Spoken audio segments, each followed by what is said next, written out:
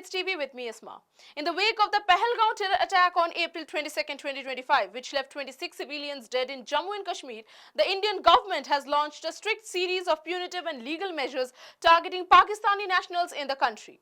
The terror attack claimed by the Resistance Front, or TRF, a proxy group of the Pakistan-based Lashkar-e-Taiba, has triggered an unprecedented diplomatic and security response from New Delhi. Among the most immediate consequences is the enforcement of visa deadlines for Pakistani nationals, particularly those under short-term or SAARC visa exemption scheme or SVES categories. The enforcement comes under the newly enacted Immigration and Foreigners Act 2025, which prescribes strict penalties for overstaying or violating visa conditions. This report explores the scale of the visa crackdown, outlines the legal framework being applied, and analyzes the implications of this policy shift amid rising Indo-Pak tensions. Here's a special report from Sides TV.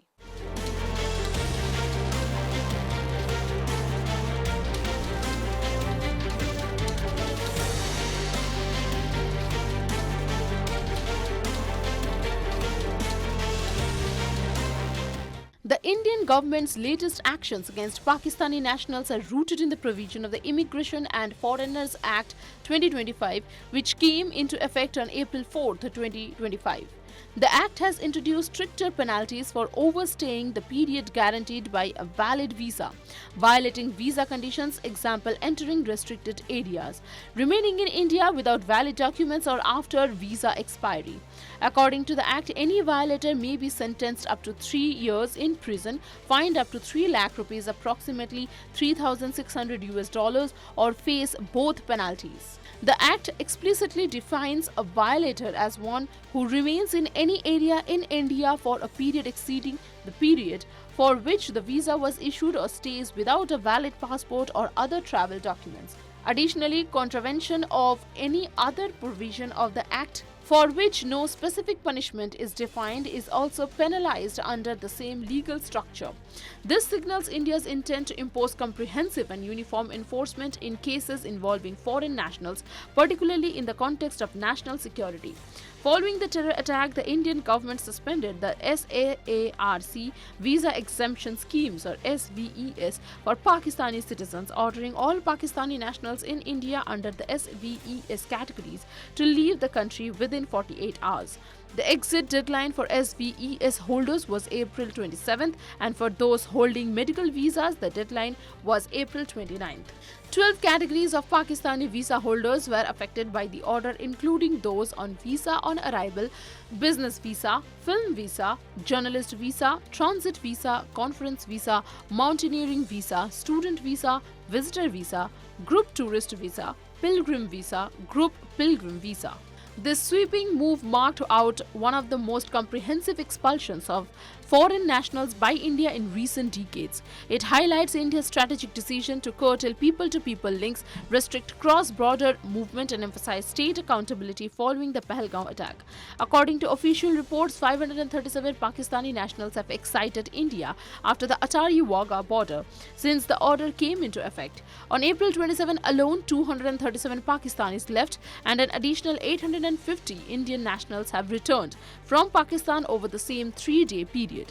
Arun Pal, a protocol officer stationed at Attari, confirmed the figures and added, "The Indian nationals are returning in coordination with the reduced diplomatic staffing and the mutual scaling back of consular functions between the two nations. Despite large-scale compliance, there is apprehension that some Pakistani nationals may still be overstaying, either due to delayed travel arrangements or international violation." The Indian government has made it clear that any such defaulters will face legal consequences under the new act. Arrests and prosecutions are expected to begin immediately against those failing to comply within the deadlines.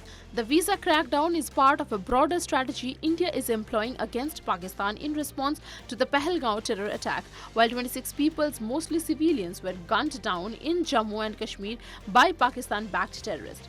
The attack has drawn condemnation from the international community and set off a chain of strong retaliatory moves from India, including suspension of the Indus Water Treaty, halting the flow of river waters into Pakistan, closure of the integrated checkpost at Attari, cutting off the only operational land border crossing, reduction in diplomatic staff, and scaling of visa operations. These steps are being interpreted by analysts as a part of the calibrated, multidimensional approach by India aimed at politically, economically, and diplomatically isolating Pakistan in the global arena.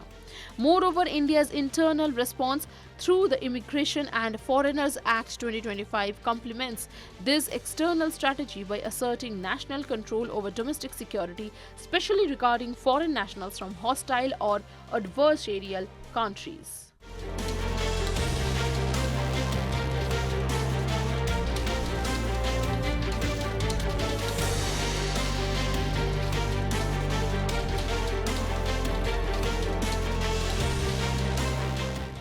India's visa enforcement actions against Pakistani nationals post-Pahalgam attack marks a decisive shift in national security and foreign policy doctrine. No longer relying solely on diplomatic protest or isolated counter-terror actions, India is now deploying a full-spectrum strategy that includes tightening legal frameworks, exercising sovereign control over its borders, and minimizing vulnerabilities posted by foreign nationals. The Immigration and Foreigners Act 2025 serves a strong domestic legal tool, sending a clear message about India's zero-tolerance approach to terrorism and its enablers. While over 500 Pakistani nationals have complied with the exit orders, the government is prepared to take strict punitive action against any defaulters, highlighting a new era of law-based enforcement and deterrence.